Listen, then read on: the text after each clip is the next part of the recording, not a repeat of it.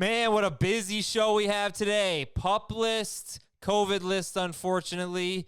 A nice quote about Miles Sanders, maybe something about Josh Jacobs here. Are these year 2 running backs going to take over fantasy football? And the topic of today's show, the big topic, everybody is a bust. Okay, so what does that mean? We did this last year. We looked at like the top 20. I think we're going to aim for the top 24 this year and make a bust case for all of them. What could go wrong for the elite players that you're taking in rounds 1 and 2? It is Monday. It is the first week of August. Position previews begin this week with quarterback on Thursday, tight end on Friday. We have a live auction that we're doing on the air and on Twitch. I'll tell you more about that. Guys, I am excited. It feels like football season. What's up, Jamie? What's up, Heath? How are you guys doing? Doing great. How are you? Oh, yeah, I'm good. If you're watching on YouTube, I am okay. I promise. It looks where I am right now. I've changed my settings. I need some wall art. I've got a very boring backdrop, but it's to be determined, apparently. Yeah, wall art TBD. I've got some ideas. So you just to make it clear, you spent the time to make that sign instead of just putting something on your wall. Yeah, I printed out a sign. It says wall art TBD. YouTube.com/fantasyfootball today. I've got a few things. I've got this. We're going to take out of the casing and put up. These are Giants Super Bowl tickets. I've got a Knicks thing, and I'm going to order one more thing. But until I order it, I'm not putting anything up. But anyway. Let's put your Beckham jersey up. Oh, I could do. That's not a bad idea. I could do that.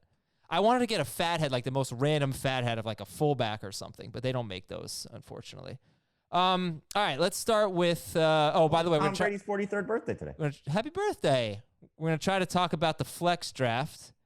Jamie and I participated in on Saturday. How about we did this with other industry analysts, so out of the CBS bubble, and Todd Gurley, Leonard Fournette, round 2 picks.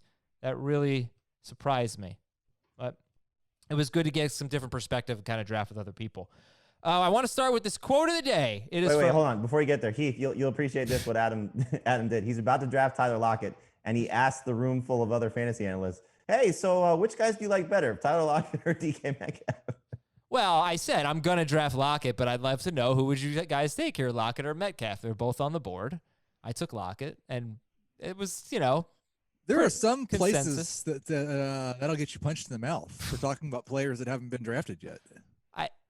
Come on. I had the swing picks. There's no way Lockett was going to make it back to me. They were both on the No, board. but what if somebody was Metcalf. four picks away and was hoping for DK Metcalf, and then you brought up that you think they're really close, and then somebody takes him? That actually did happen, that somebody took DK Metcalf and said, oh, Adam probably talked you into it. Yeah, right. All right, but I wish I had taken Miles Sanders, because this is what Deuce Staley, the Eagles running back coach, said about Miles Sanders. I'm excited about Miles. I'm excited about handing him the full load. Or no, I'm excited about him handling the full load. I don't see Miles as a guy. I have a blinding light in my face, and I can't really see right now. I don't see Miles as a guy that you have to monitor his touches. I think you put him in, and you let him go. Heath, are you sold now on Miles Sanders? I don't know why. For 3 months, I've had Miles Sanders as the top 15 pick, and you act like I have something against him. The one thing this made me think was, because I moved Clyde Edwards-Helaire up not quite as high as everyone else did, but still into the definite first round. And I have Miles Sanders higher in non-PPR, but I do have Edwards-Helaire higher in PPR. And I'm not really sure that makes any sense. There's no question, in my mind at least, that the lower floor out of those two would be Edwards-Helaire, the guy that we haven't seen play in the NFL yet. And I'm not sure there's really much difference in their ceiling. So this quote, while it's encouraging, it is coach speak, and we don't know that it necessarily means he's going to get more than 65% of the touches. It does make me think I might be a little silly for having Clyde ahead of Sanders. Okay, I only brought it up because when Ross Tucker was on our most recent show, that's, he called you out on your Miles Sanders ranking, and you brought up the splits. So I just thought, I was kind of piggybacking off of that. Okay. But yeah, sorry. I know. All right. And then Jamie, I know you had something that you wanted to mention about Josh Jacobs, right? Well, I just mentioned it to you, but I can mention it here. Sure. The Athletic, I think it's Victor. I hope I'm not pronouncing that incorrectly. Apologize. Who covers the Raiders for the Athletic, in his mailbag was asked if Josh Jacobs would maybe see more work, I think was the question, or more work in the passing game. I forget how the question was phrased, but his answer was that John Gruden, according to his sources, was really upset that Jacobs did not win Rookie of the Year last year, and he is out to prove that he should have won the award by he's going to give him more carries and more catches. Again, that's the second beat writer who covers the Raiders to suggest that he's going to see more catches. Their personnel moves this offseason don't necessarily reflect that because of what Lynn Bowden's Bowden, I don't know how we're going with his last name, but what his skill set probably projects at as a guy who's going to catch the ball. Obviously, Jalen Richard, as we know, 2 years ago was great for them catching the ball. Last year, DeAndre Washington had a role in the passing game. So Jacobs, who didn't play, I think, on any third downs, or didn't have a target on any third downs, and was limited in his receiving totals. We've said this time and time again, 30 would be a nice next step.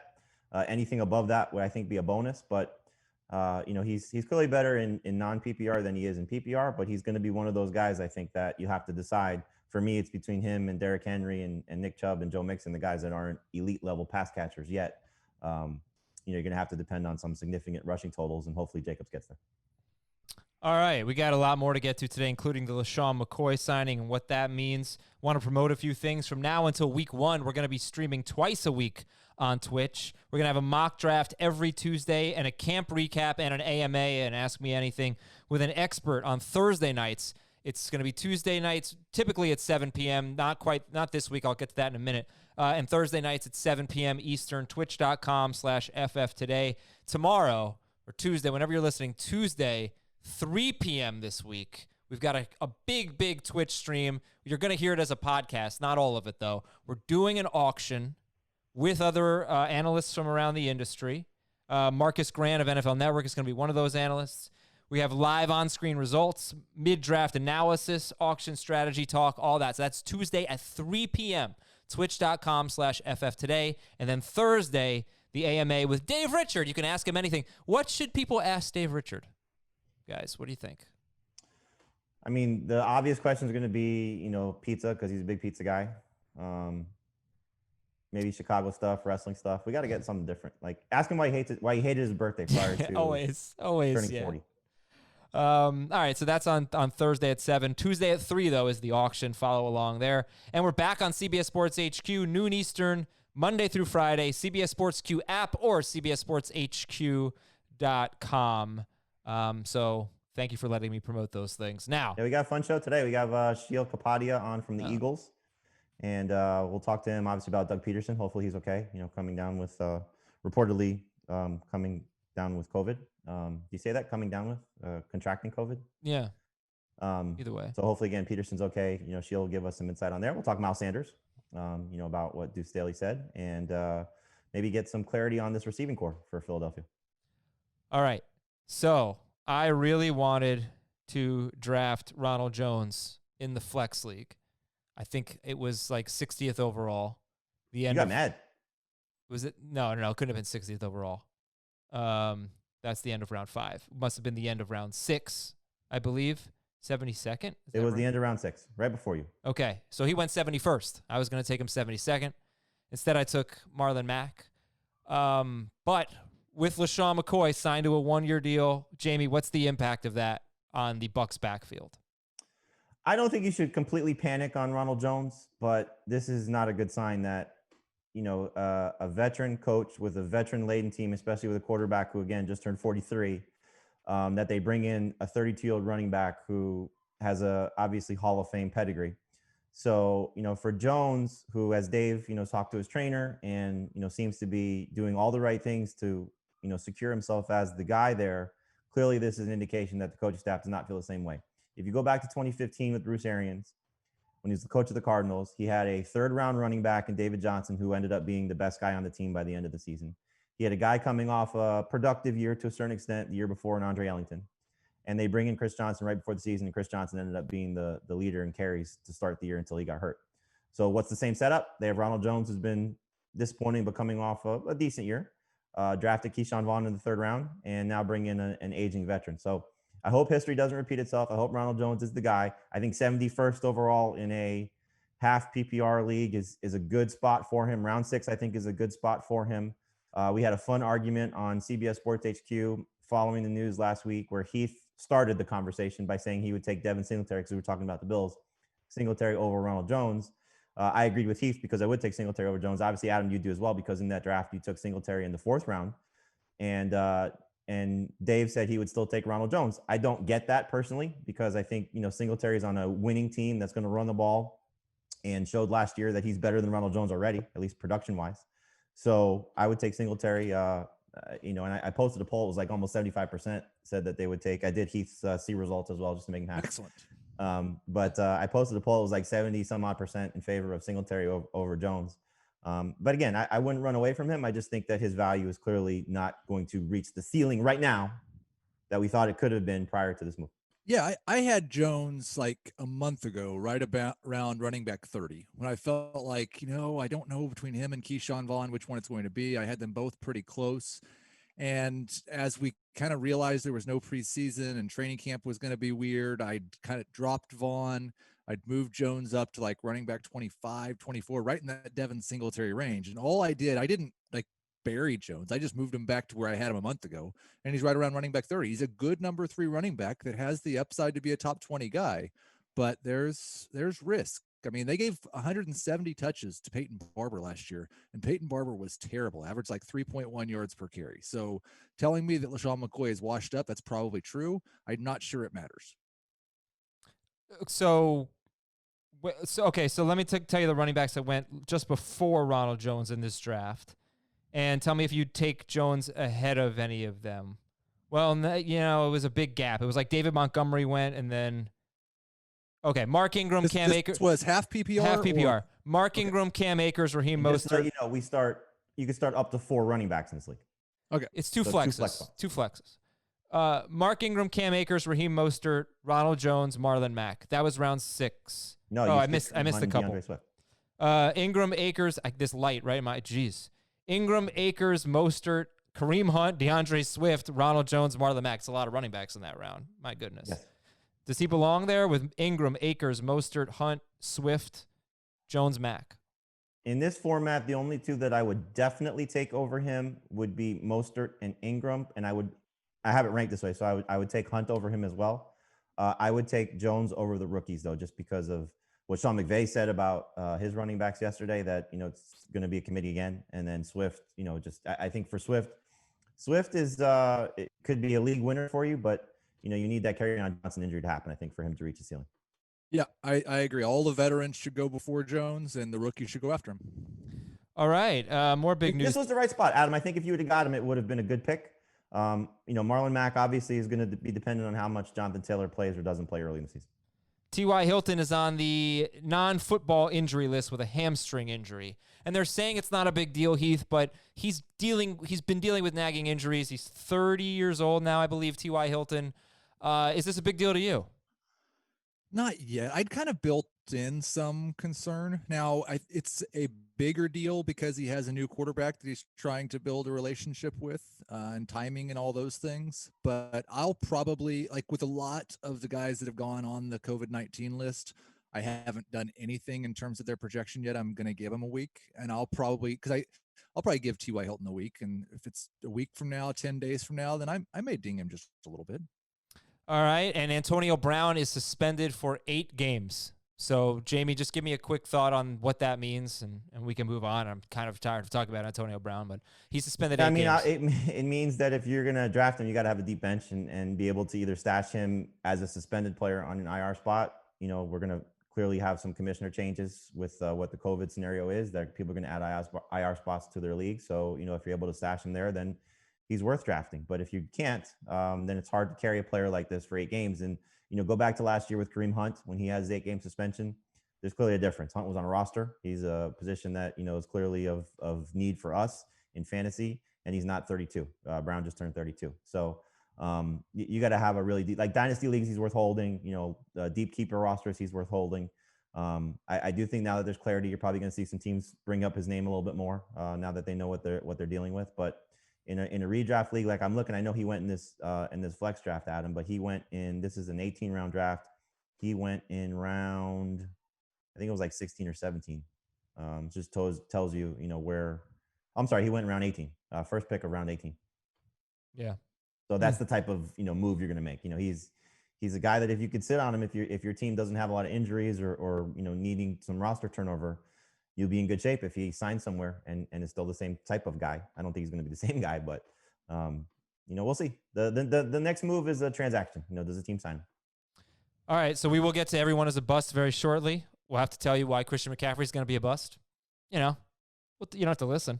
But is first, is it injuries? No, we're no taking injuries. that out. No injuries. Maybe Dalvin Cook, but other than that, no.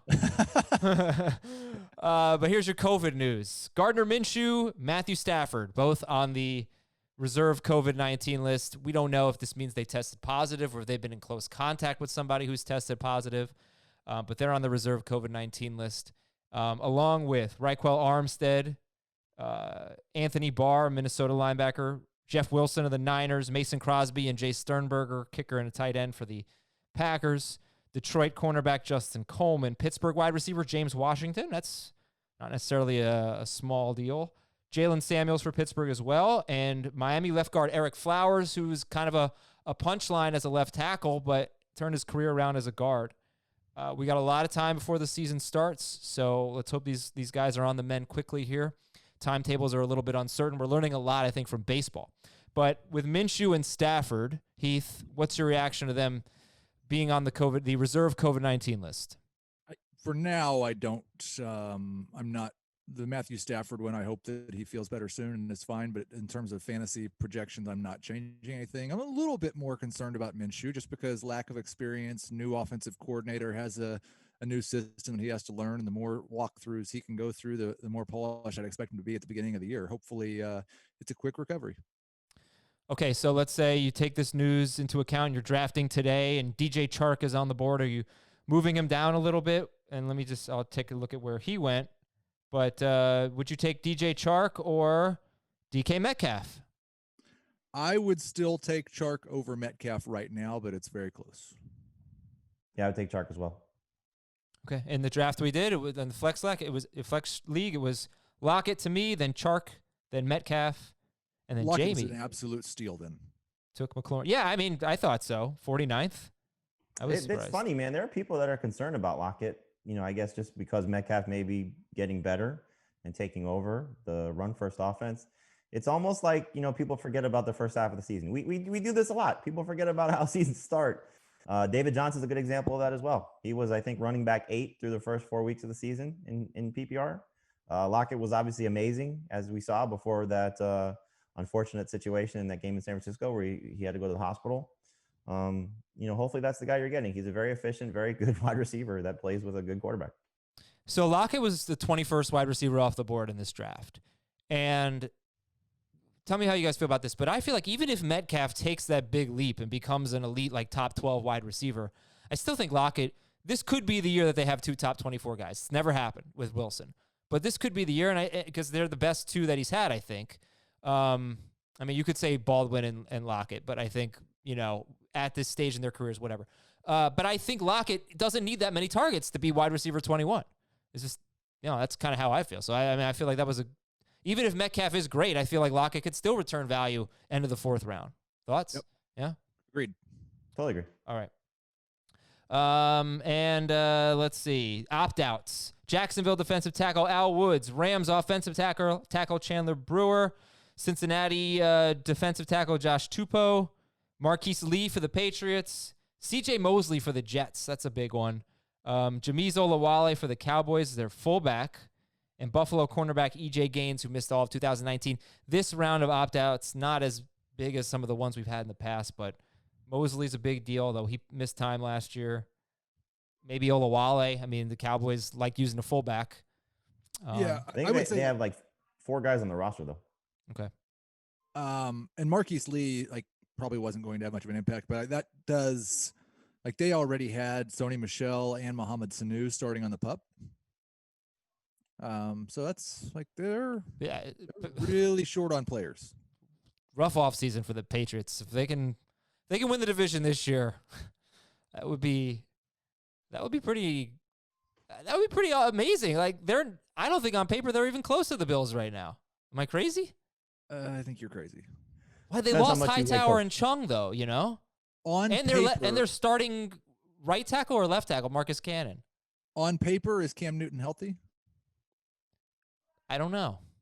Because if on paper Cam Newton's healthy, then I think that they're not as good defensively, but I think they're probably better offensively. Really? I would lean toward Cam, but wouldn't you say a healthy Cam at 31 is probably on par with a third-year Josh Allen?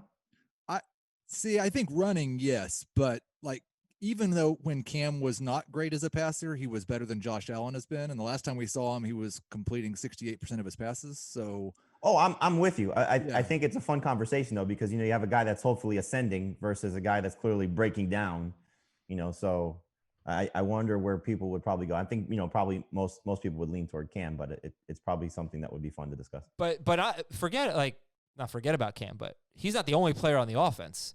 I think the rest of the players favor the Bills, the skill position players. Well, yeah, I mean, now you have Michelle hurt, you have Mohamed Sanu hurt, and that's the guy that Cam has thrown with the most this offseason. Lee not there, Cannon not there, so that's the offensive side, at least for now. And then you go to the defensive side, and oh my God, Yeah. no Hightower, no Chung. Those are big. The Patriots are a bust. All right, everyone is a bust, starting with Christian McCaffrey, the top 12, according to, I'm going with Fantasy Pros ADP today. We'll mix it up a little bit. Coming up, as soon as we get back from this quick break, we'll tell you what could go wrong for Christian McCaffrey, for Saquon Barkley, Ezekiel Elliott, Alvin Kamara, Michael Thomas, and the rest of them. We'll be right back on Fantasy Football Today. 3.7 more fantasy points per game than Derrick Henry in non-PPR. 8.6 more fantasy points per game than Dalvin Cook in PPR. Dalvin Cook was number 2 per game. Yeah, he's going to be a bust, right? Now, we'll give you the case against everyone. What could go wrong for these players? All right, what could go wrong for Christian McCaffrey, Heath? I actually wrote this article, and it's on CBSSports.com, the case against. And I think there is a chance that the new coaching staff doesn't want Christian McCaffrey to play 100 more snaps than any other player and decides not to give him 400 touches. I do think that his touchdown production could regress a little bit. What I said was he could lose 400 yards and 6 touchdowns off last year pretty easily if he just went to a little bit more normal usage, still high usage, but a little more normal for an elite back like the Saquon Barkley, Ezekiel Elliott usage. And then that probably doesn't make him the number 1 running back in non-PPR. I'm not sure how he busts in PPR. Jamie, when we talked to Ross Tucker on Friday, he, former offensive lineman, was kind of concerned about teams that have new coaching. I think he was talking about new coaching staffs and whatnot. And I just think it's funny that the top 2 picks have new coaching staffs, McCaffrey and Barkley. How big of a concern is that to you? It's a concern. I mean, it's not only that for McCaffrey, it's a new quarterback. Yeah. So it's 2 new things that are clearly something he has to adjust to. I do think that this is a system that will benefit him, based on what Joe Brady showed us in college, especially as we continue to talk about Clyde Edwards-Helaire and the numbers that he put up. So, pass catching running back in his offense clearly was successful. But, he said it, Matt Rule, I wrote the story on Christian McCaffrey for our magazine. And, I think the comment that Heath is referring to was Matt Rule said he wants to use other guys. Now you look at this backfield, Jordan Scarlett and Reggie Bonifant, I think combined for 24 touches in their careers. They have Mike Davis too, right?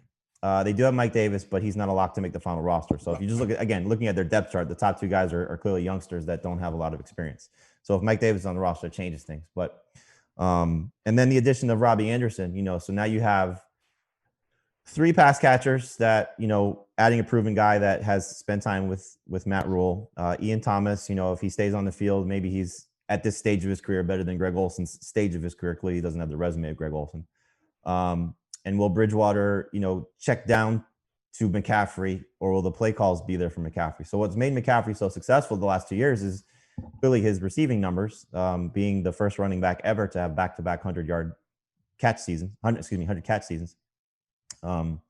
So, I don't think I think the thing you build in with these guys at the top of the draft, and Heath talks about this a lot, is where do they fall if they fail?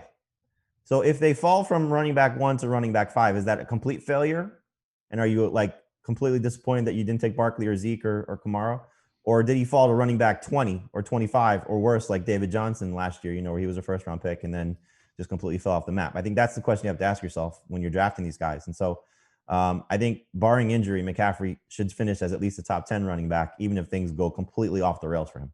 And one other thing that I didn't say, they ran 1,077 plays last year. They were one of the more higher paced offenses in the league. And what we've seen over the last couple of years is first time play callers are often a little bit slower. And that may be even more true without the offseason. So they could run 80 fewer plays. That might be 40 fewer touches right there. Okay. If you're curious, I was curious. Did Teddy Bridgewater throw to his running backs? I just looked at what he did last year. Yes, he threw to Alvin Kamara quite a bit. Alvin Kamara was on pace for like 83 catches in the 5 games he played with Teddy Bridgewater. That's typically where Alvin Kamara is. He has 81 catches every year. So that was good. And then Kamara missed 1 game, and Latavius Murray had 5 catches in that game for 31 yards. So we did see that at least last year when Bridgewater was playing the 5 starts in the 1 game that he took over for Breeze. He threw a lot to the running backs. All right, so let's go to Saquon Barkley. This is half PPR average draft position, by the way. So, in fact, all of the top 3 picks, according to Fantasy Pros, have new coaching staffs because Ezekiel Elliott is number 3. He doesn't have the same offensive coordinator, though. But Barkley, what could go wrong for him? Well, there's a new offense, new coaching staff. They just lost their left tackle. What I noticed, though, the last 6 games of the season, he was on pace for only 51 catches, and that's when basically everyone was healthy. I think only one of the wide receivers, I think it was Golden Tate, missed 1 game, and Shepard and Slayton played all 6. Now, Evan Ingram didn't play, but Caden Smith got a ton of targets. So I do worry, but I wonder about the catches with Saquon Barkley. Jamie, what, if anything, scares you with Barkley? What could go wrong? You said it, the receiving totals. He was 80 catch guy his rookie season, and that was with Eli Manning being a statue back there. And so now you have Daniel Jones with all these mouths to feed, and he's going to run. So, I think that's the concern, is that you're getting a guy who could be, I don't think this is going to happen, but, maybe closer to Derrick Henry than he is to Christian McCaffrey.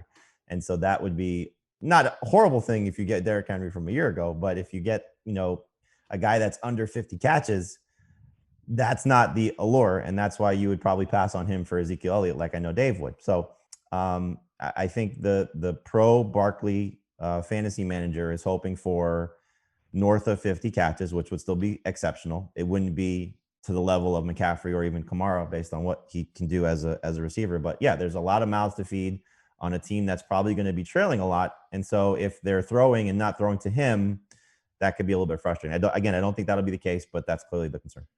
He only averaged 5.6 targets per game last year in games that Daniel Jones started, and only had 3 games with Jones where he was over 5 targets. So I do think that you should expect him to not catch as many passes as I don't know that 2018 upside is really there. And then the other problem would be if the offensive line is bad and he doesn't average, what if he's like 4.2 yards per carry and he's only catching 55 passes and they don't score a bunch of points, so he doesn't have a ton of touchdowns? I think there's a risk that he's not a top 5 running back.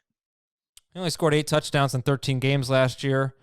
He was basically the number 6 running back on a per game basis. He was number 7 in PPR. Of course, when you do the per game, it factors in the Bucs game. He had 8 carries for 10 yards, 4 catches in that game. All right, that's Saquon Barkley. Anything else you guys want to add about him? Oh, you know what? One other thing about the catches that I want to bring up. They've got Dion Lewis now. The previous 2 seasons, Wayne Gallman had the second most catches of a Giants running back behind Barkley. He had 15 in 2018. He had 11 in 2019. Does Dion Lewis factor in? Could he get? You say that he Gallman had 11. Barkley missed 3 games. That should tell you something. Well, yeah, Gallman got hurt though. Right. I'm just saying, like, they haven't thrown any other. How many did John Hillman have? Less than 11. Yeah, sure. I wouldn't worry about Dion Lewis, as the Tennessee experiment showed us. Okay. Ezekiel Elliott. So here's where he has finished per game in 4 seasons. In non-PPR, 3rd, 2nd, 8th, and 5th. In PPR, 3rd, 6th, and 5th. And a couple years ago, outside the top 5 per game, had a little bad luck with touchdowns. But he's been a stud. He's been super consistent. He feels super safe. Heath, what could go wrong with Ezekiel Elliott? I kind of think his really high touchdown rate from last year is disguising the difference in his usage in Kellen Moore's offense. He saw 10% fewer carries per game than he has at any point in his career. I believe it was the first time he was below 20 carries per game, but he was down around 18. He also saw his targets go back to where they were before 2018. So I don't think he's necessarily going to be amongst the league leaders in terms of carries or total touches, or he'll be amongst the league leaders. I don't think he's going to lead the NFL in either of those. And if he goes back to a year where we had 3 straight years where Dak Prescott stole 6 rushing touchdowns from Zeke, and his rushing touchdown totals weren't great. So that would be the risk. You take away just 1 touchdown from last year, and he's the number 6 running back on a per game basis. And then you get the Tony Pollard issue. They haven't really had a good explosive second back. I wouldn't be surprised if Pollard gets 1 or 2 more touches per game than he did last year, and Zeke's looking at 17 carries per game and only catching 45 passes. Have we actually uncovered a legit concern so far? Or are these just sort of like, whatever, it could happen, but no big deal? With any of these guys, or Zeke? With any of them. I mean, they're slight concerns, I would say. If they were bigger concerns, I think, hopefully we're all smart enough, not just us, but as an industry, to have these guys lower. There's certainly, I've seen a lot of people say, for example, Clyde Edwards-Helaire, you can rank him as high as the second player off the board because of what his upside could be. We talked about Miles Sanders, what his upside could be. If you're in the Joe Mixon camp, you could probably make an argument that he could go at this point. Derrick Henry can go at this point, so these guys are elite level running backs for a reason. So I think we're nitpicking. The only thing I would add to Zeke would be, the offensive line, they're replacing 2 new starters, missing Travis Frederick. We did see Zeke, while he did have a fantastic season, that while Frederick was sidelined with his illness, he did have only 6 touchdowns, and I think he averaged 95. I'm looking at right here, 95.6 yards per game. It was a slight decline from his season the year before. All right. Alvin Kamara is 4th in Fantasy Pros ADP. And on a per game basis, he was 15th in non-PPR. He was 8th in PPR. And he got hurt, missed some time. And I think, if you had asked this question a year ago, which we did, how could this guy be a bust? Maybe you would have said his touchdown rate would go down, and it did. He didn't score that many touchdowns. Jamie, what scares you with Alvin Kamara, if anything? What could go wrong for Kamara? The touchdowns, and he's not going to be a guy that's going to be, 1,500 yards on the ground unless the Saints completely change their strategy and how they operate. But I think, the thing with Kamara is, how much work would they give Latavius Murray also, maybe to sort of save him, spare him a little bit. Maybe they realize that he's not a guy that should have that much work if he's going to deal with some nagging injuries, because when he was at his best, he was with somebody else. In terms of his season-long production, clearly we saw some 4-game sample sizes when Mark Ingram was suspended that he was awesome, and last year to start the season as well. But, it could be the coaching staff just wanting to rein him in a little bit. But, they retooled their offensive line. Cesar Ruiz, I think, is going to be a nice addition. And, if he's healthy, he could be the number 1 back. It wouldn't surprise me at all. Yeah, I think for him, it's just, and we've seen most of his career, he's been just like superhuman in terms of efficiency. After that rookie year, we were saying, well, there's no way that he can average 10 yards per reception and 5 yards per carry. And he didn't the next year, but he scored like 100 touchdowns, so it didn't matter. And last year was the first year where we saw, when he did get hurt, and that was probably part of it, where he didn't have the elite efficiency and he didn't have the great touchdown rate. And he doesn't have the floor that Barkley and McCaffrey and Elliott do, because they're going to get 300 plus touches. He's probably maxed out around 275. If it's last year's efficiency, even if the touchdowns come up a little bit, that won't be enough to make him worth the number 4 pick. You mentioned the touches. Would you say 275 is max for him? So far, it looks like it. I think I actually have him maybe projected for a little bit higher than that, but before 290. Before his injury, he was on pace for 323 touches. And he got hurt. And in the 4 games he played without Mark Ingram in 2018, he was on pace for like even more than that. So that's what I'm so curious about is, are they going to unleash him like they did before the injury? Or are they going to sort of hold them back a little bit, Alvin Kamara, like they did after the injury? I wouldn't mind if they held him back a little bit, just a little bit, just to make sure that he gets. You'd rather have 16 games as opposed to this just 4-game potential and then, okay, he got hurt. 2 years ago, Taysom Hill had 9 carries inside the 10-yard line. Last year, he had 2 and none inside the 5-yard line. It's hilarious that the year that he had more, that's when Kamara scored all the touchdowns. So they just need to give the ball to Taysom Hill inside the 10 so that Alvin Kamara can score more touchdowns. But I do the first 3 picks, I mean, especially in non-PPR, I don't even hesitate. But if I'm looking at non-PPR and I have the 4th pick in the draft, I'm nervous. I'm a little nervous about Kamara. This is where I finally, like I'm not really concerned about the top 3 guys. Yeah, something could go wrong, but whatever. But in a strictly non-PPR league, if I'm picking 4th, is he the 4th pick? I am. Who else would you take? I'm taking Henry. I would take Cook. You would take Cook. Yeah. See, for me, I'm taking Kamara. I just think that, we've seen him score 18 touchdowns in this offense. For what we've talked a lot about this offseason, continuity, I think, is going to be huge. And, in a down year for him last year, he still caught 80 passes. Yeah. So I think he rolls out of bed catching 80 passes. I don't care about Emmanuel Sanders being there and what's going to happen. He's in a contract year. So, honestly, I struggle with half PPR with Zeke and Kamara. Because in PPR, I'm taking Kamara for me. I think he's got a higher ceiling this year. Not that Zeke is bad by any stretch, but I just think that contract year, the catches, the touchdowns could be even in Kamara's favor. You guys have said it. I agree. Zeke's floor is safer because of his rushing and his carries, but I think, Kamara profiles so much like what McCaffrey does. Like he could be a 1,000 guy. Yeah. In PPR, I'm taking Kamara over Zeke as well. And in half PPR too. Okay. Oh, all right. Michael Thomas is next in ADP. He's 5th overall. He was the number 1 receiver last year. And what could go wrong, Jamie, from Michael Thomas? Well, just what I said, Emmanuel Sanders being there could take some targets away. He's a proven guy. Whether you think he's going to be good or not for fantasy, that doesn't matter. But, he's a guy that is going to, at least draw a little bit more attention for Drew Brees. Kamara being healthy. The biggest thing, obviously, is the targets. If he goes from 180 plus targets to, closer to 150, if not below, he came out, I guess, this weekend, or there was a report that he's going to, he thinks he could break the single season catch record again. Good luck to you doing that. I'm sure everybody would bet the under. He's a great player. He's the best wide receiver in the NFL right now, but he doesn't score double-digit touchdowns. And if the catches and yards come down, then you're, going to really be upset that you passed on Dalvin Cook or any of the other running backs in the spot.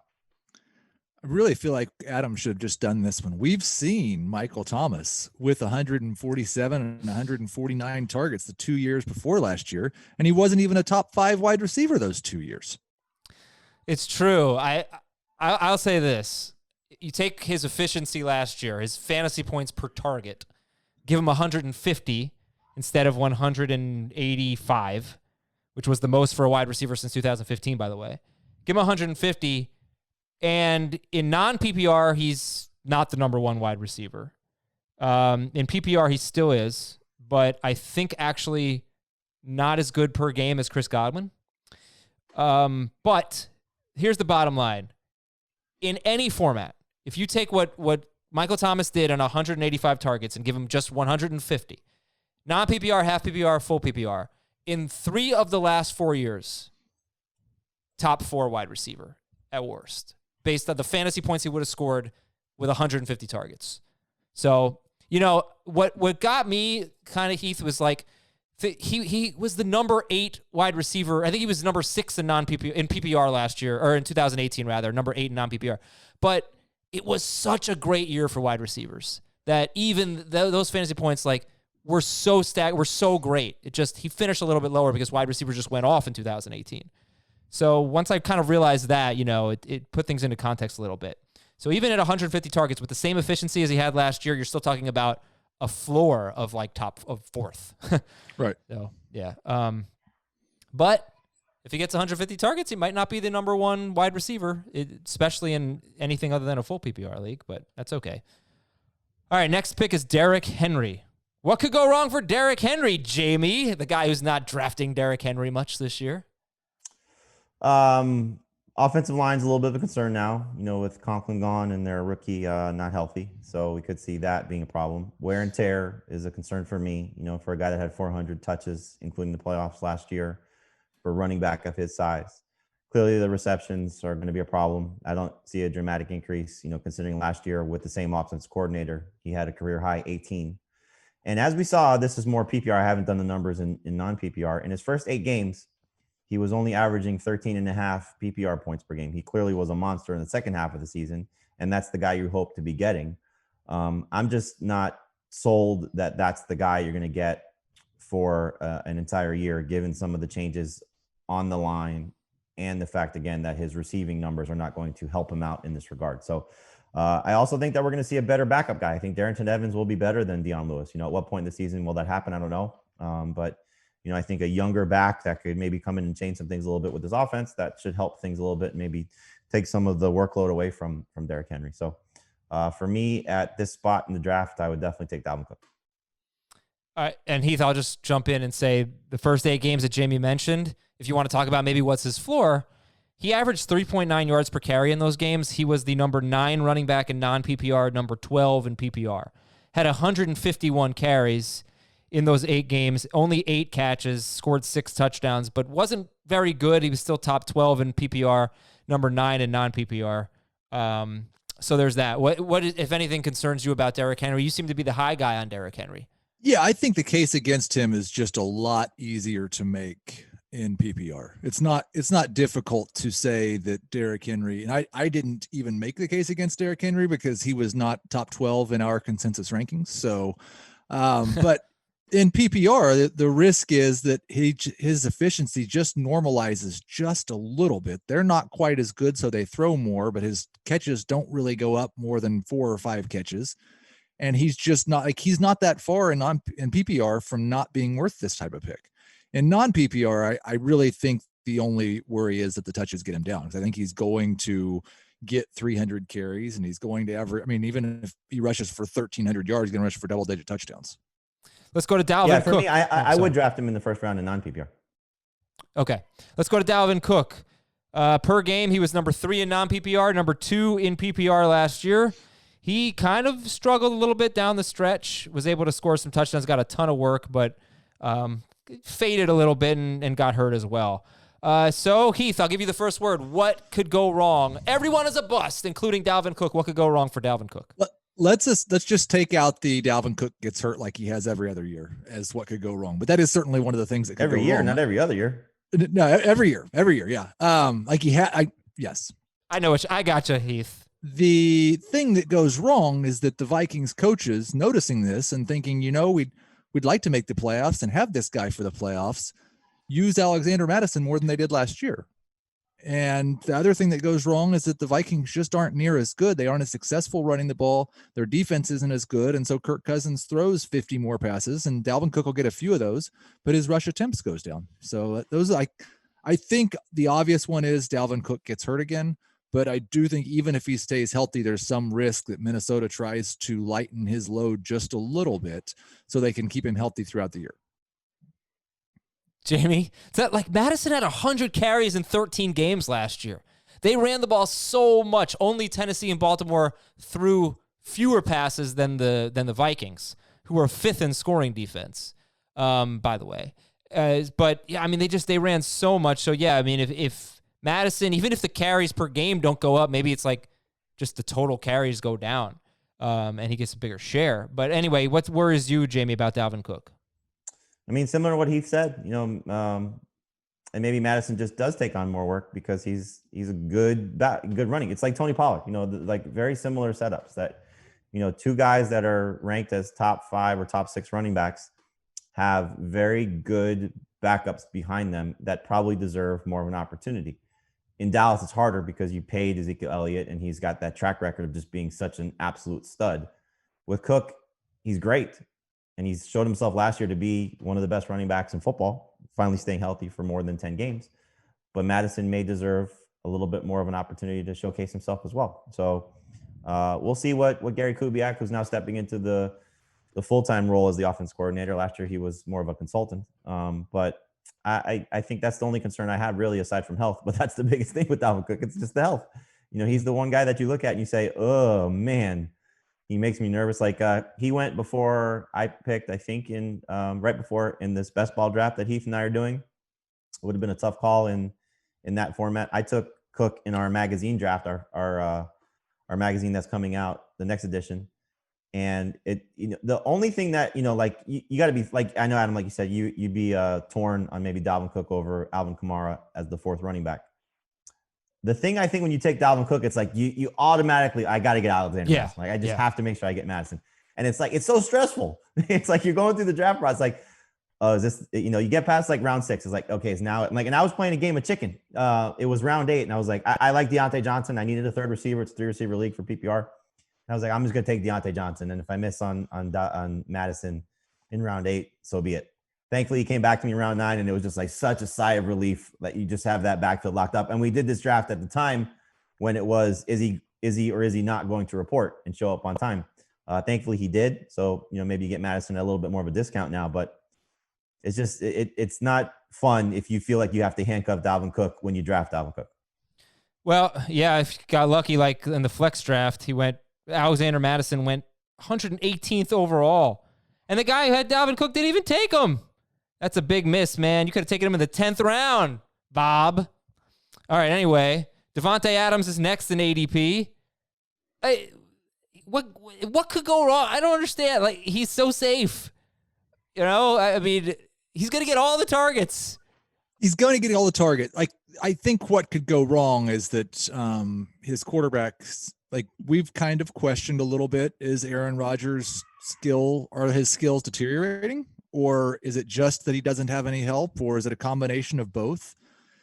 Adams has not been a very efficient wide receiver on a per target basis. If they only throw 500 passes this year and they just run the ball kind of like it looks like they're going to, and Rodgers is slightly less efficient, he hasn't had a 5% touchdown rate since 2017.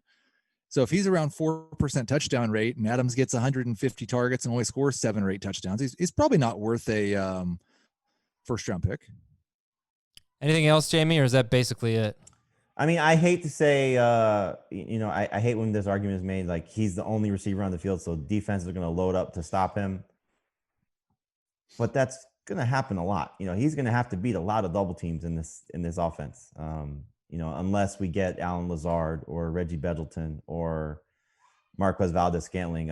Matt LaFleur in his press conference this weekend talked up I'm going to butcher his name. Equanimous St. Brown, man. Just call him EQ. So, that's something that you need something to help him. I mean, he just needs a little bit of help to, draw a little bit of pressure off him. He's one of the best route runners in the game. He's a great wide receiver. He's going to command targets like he deserves, but he's going to have to do it probably beating 2 people every time. All right, we'll do 2 more. We'll do Joe Mixon and Tyreek Hill. That'll give us a top 10. We have a second edition of this coming out on Tuesday. But let's go to Joe Mixon here. First 8 games, 3.2 yards per carry. Hurt his ankle in week 1. Maybe that had a lot to do with it. 101 carries in those games. Last 8 games, 4.6 yards per carry. 177 carries, most in the NFL in that stretch. And he was the number 4 running back in both formats. Jamie, what could go wrong for Joe Mixon? Rookie quarterback. Lack of any semblance of knowing what he's doing because of no offseason, which hurts Mixon even more in the passing game. And he doesn't have those type of numbers that I'm hoping he's going to get to. So those are 2 pretty significant things you have to worry about with drafting Mixon, which I totally get. And so those are the biggest concerns for me. Plus I keep saying it, and I think a lot of people that are pro Mixon keep saying it, but maybe Jonah Williams just doesn't automatically make this offensive line that much better. It'll make it better, but does he make it that much better? So offensive line could be a concern, but certainly more the other 2, that he doesn't work in the passing game, and Joe Burrow's got those rookie struggles. Yeah, I think Burrow running like the same thing we saw with Daniel Jones and Saquon Barkley's targets. The problem is Mixon's not coming from a place of 8 targets per game. He's coming from a place of 4 or 5. So if he loses that same percentage, it'd be a problem. And then the other thing is, like, this is what, the number 7 running back being drafted? Yeah, man. Like he went ahead. He's never been that good over a full season. He went ahead of Miles Sanders. He went ahead of Clyde Edwards-Helaire, Josh Jacobs in the flex draft on Saturday. He could just be a borderline number 1, high-end number 2 running back like he has been the last 2 years, and you will wish that you drafted a different running back. He's one of these guys, like, similar to Henry, similar to Jacobs, similar to Nick Chubb, that half PPR and non-PPR, they're better. It's just the nature of their games right now. You're hoping, again, that Mixon and Jacobs, because I don't think it's going to happen for Chubb with Kareem Hunt there, and we've seen it with Derrick Henry's career, their catches are almost certainly capped. Whereas, again, Mixon and Jacobs, it's to what level they get to of how much better they can be in half PPR and full PPR. But I like Mixon and Jacobs significantly better in those formats, more so in non-PPR. But to take Mixon over Edwards-Helaire at this point, I can't do it as much as I like Mixon, and I certainly can't do it over Miles Sanders because of what his role is in the passing game. So, Mixon is going to be a very polarizing guy. I saw somebody tweet this over the weekend. I apologize for not having it credited. He has no fumble since 2018. I think maybe it was PFF. He hasn't fumbled the ball in two seasons. Another thing to keep in mind if you want to be a downer on Joe Mixon, Joe Burrow is very good. He's a very good rusher. He had 5 rushing touchdowns in 2019. 3 of them were from 3 yards out or closer. 1 was from 5, 1 was from 7 yards out. So maybe he could steal some touchdowns as well. Again, we're very negative today. This is Monday. We have a case of the Mondays. He also threw 55 passes to his running back too, though. Keep that in mind too. Well, okay, you mean 55 catches for... No, his running back caught 55 passes. Okay, but the LSU stats are incredible. I mean, Justin Jefferson, I think the only rookie wide receiver that people are drafting this year that had more yards than Justin Jefferson was Antonio Gandy-Golden. And he wasn't even their best receiver.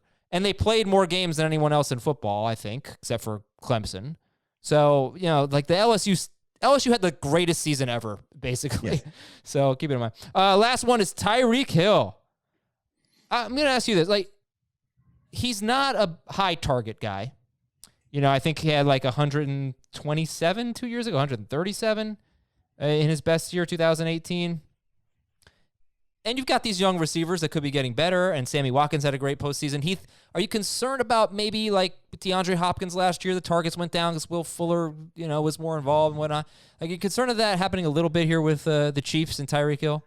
Not really, because Tyreek Hill doesn't require 10 targets per game to be a top 5 wide receiver. And we've seen him do it on 7 or 8 pretty consistently. And he can do it on a weekly basis on 2 or 3. So there's the concern, I think, with Hill is just that week to week inconsistency that is still a part of his game. And if that hits you weeks 14, 15, or 16, then it's really not much fun. But other than injury or off the field stuff, I don't really see how things are going to go too wrong for Tyreek Hill this year. Jamie, agree? I do. And I think one thing, I know we're supposed to give the negative for him, but they just lost a pretty big piece of their offense with Damian Williams. And what we saw from Tyreek Hill his rookie season, when he had 24 attempts, I don't want to call him carries because he had 24 rushing attempts. And then 2018, when their offense was off the charts, he had 22 rushing attempts. And he scored 4 combined rushing touchdowns in that regard. And so if you need some sort of an answer to be creative with your quote unquote run game, if Edwards-Helaire doesn't take over completely for Damian Williams and has success and the backups aren't good, then maybe he has a little bit bigger role in that part of it. So his touches change a little bit in that regard. So targets, are clearly going to be an issue for him. If Mecole Hardman's better and Sammy Watkins stays healthy, maybe they divvy things up a little bit differently. They lost a big offensive lineman, so that's could be a concern. But it's hard to find a negative with Tyreek Hill, given how explosive he is and what the upside. I guess the big thing would be is does he cross over the 10 touchdown threshold? Otherwise, it could be hard to justify him in half PPR and full PPR as a first round pick. Do you guys have Tyreek Hill as your number 3 wide receiver? In PPR and half PPR, I'd rather have Julio. Yep, agreed. All right, fair enough. That's Everybody is a Bust, part 1. We'll do part 2 on Tuesday's show. We'll try to get through 24 guys. If not, we'll have at least 20. So we'll start with DeAndre Hopkins and Nick Chubb, and then we'll get into round 2.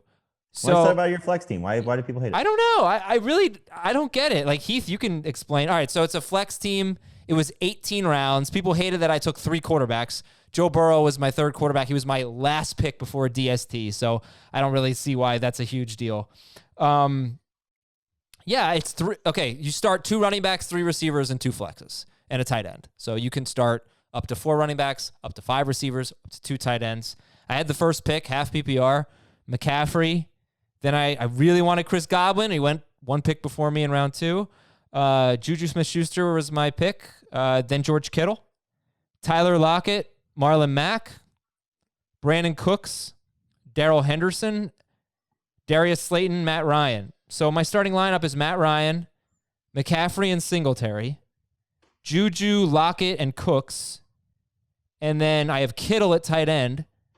And my 2 flexes are Marlon Mack, and I would guess week 1 I'm probably going Darius Slayton. Oh, he's playing Pittsburgh, but like Darius Slayton or Darrell Henderson. And then I have some shot, A.J. Dillon, Josh Kelly. Hopefully they turn into something. Laviska Shenault, Reggie Bonifone to handcuff McCaffrey. And I have Baker Mayfield and Joe Burrow. I'm happy with the team. I don't really know why people don't like it. I didn't say I didn't like it. You gave me, I think, a B-. That's a pretty good grade, Adam. That's above average. But the thing is, you are gifted, and I am in a league with Jamie right now where I was gifted the same thing. You were gifted Christian McCaffrey. Yeah. You get the best, you should get an A.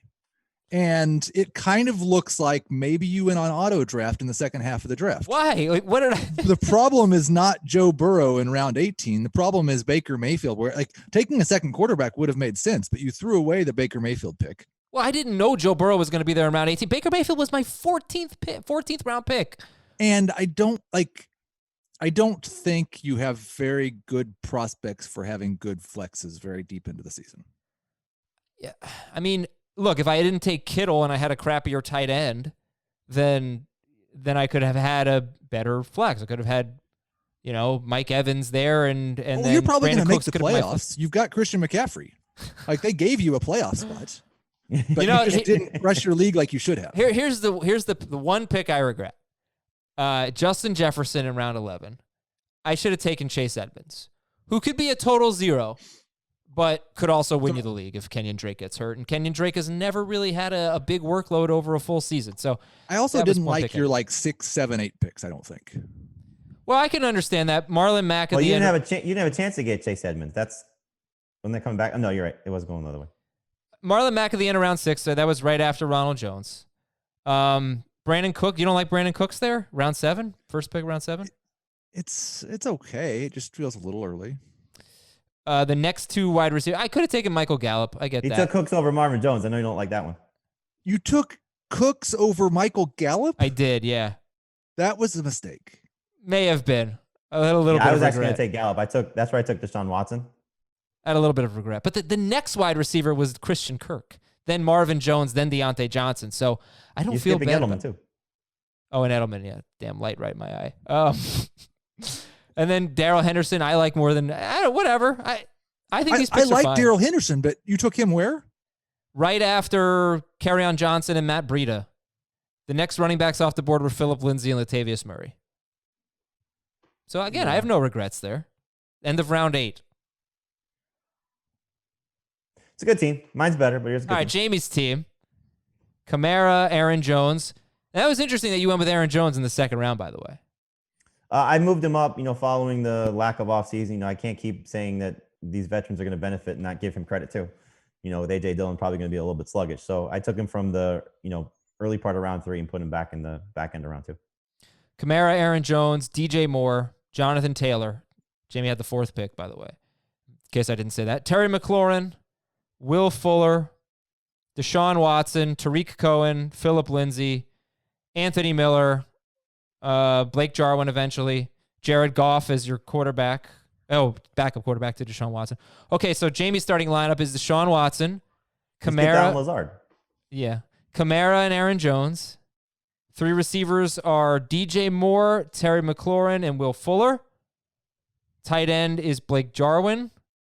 Flexes, Jonathan Taylor, Tariq Cohen, Anthony Miller, Alan Lazard, Phillip Lindsay. You got some. Yeah, you do have a better team than I do. It's just like if Jamie would have had the gift that you got and then made all those picks after round 8 that he made, everybody would just give up. Okay. Well, I mean, look, I would rather have Darrell Henderson than Tariq Cohen in a half PPR league. Personally. I'd rather take a shot at Darrell Henderson being an every down or a 15 touchback. Okay, so there's that. Jamie took Blake Jarwin, really 12th round. I have George Kittle, so let's not forget about that advantage. Let's see, what other picks? Darius Slayton versus Phillip Lindsay. I'd much rather have Lindsay. Why? Slayton's probably going to be on the waiver wire week 3. What are you talking about? He got a 9% target share whenever He was a healthy. rookie. He was a rookie.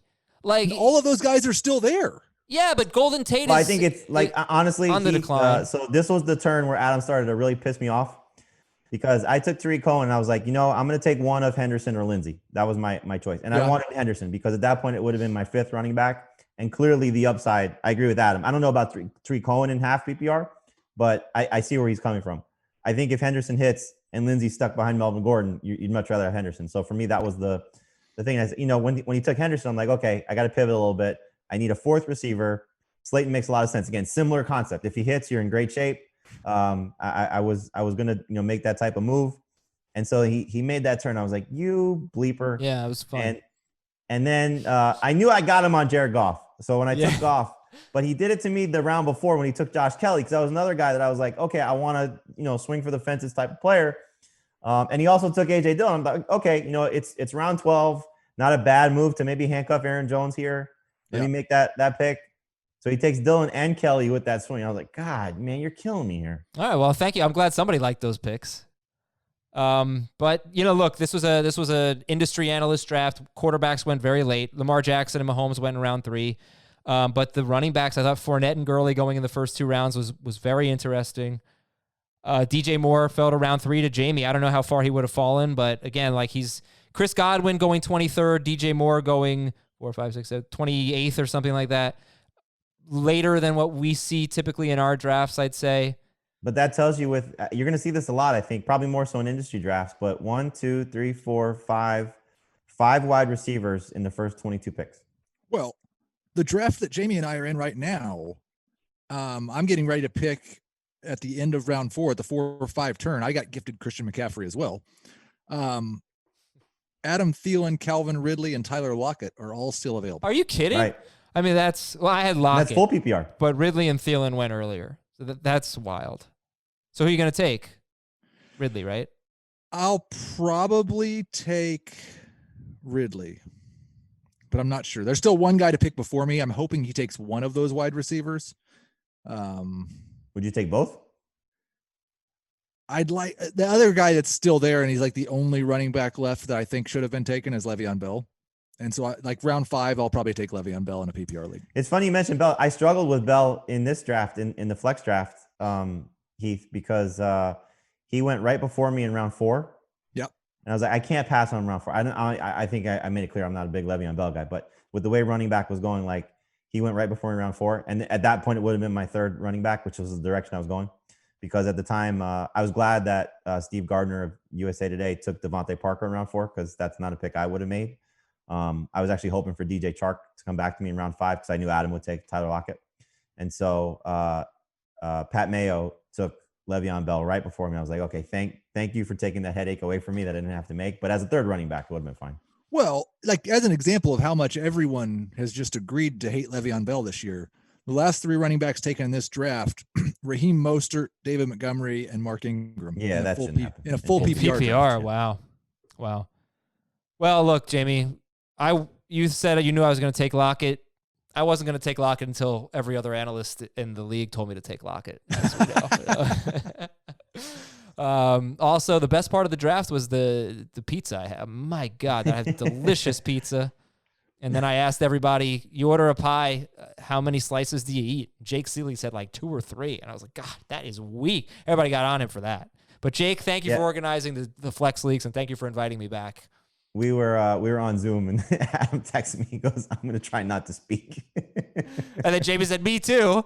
And then I just derailed the conversation with pizza talk. And I just want y'all to know, you might think my team sucks, but I won the Flex League. I lost in the finals 2 years ago, and I won last year.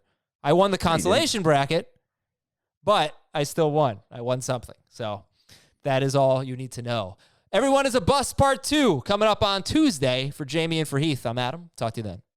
Want more of the Fantasy Football Today podcast and nonstop year-round fantasy advice? It's simple. Hit the subscribe button and hang with us all throughout the year.